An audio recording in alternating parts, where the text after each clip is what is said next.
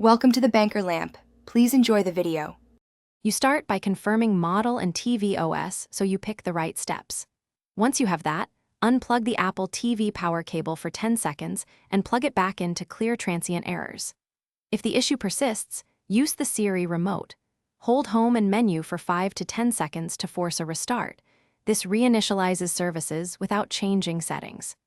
Make sure to watch the status light or on-screen logo so you know the device is rebooting properly. Next, verify connectivity and video path because many issues come from networking or HDMI. You should switch to Ethernet or move your router closer to eliminate Wi-Fi interference.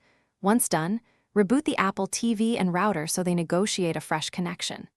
Then swap the HDMI cable and try another TV HDMI port to rule out a bad cable or port.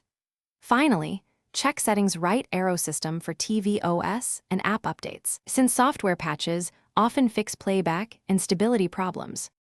For persistent failures, perform a factory restore. Go to settings right arrow system right arrow reset and pick restore to reinstall TV OS. This clears corrupted software while preserving hardware. Once restored, sign into iCloud and re-download apps. Make sure your Apple ID and network credentials are correct so services sync. If restore fails or device is unresponsive, connect to a Mac with Apple Configurator or contact Apple support for diagnostics. A key troubleshooting tip: try a different power outlet and a known good cable before concluding there is hardware damage. Thanks for watching. If this was helpful, leave a like and consider subscribing. See you next time.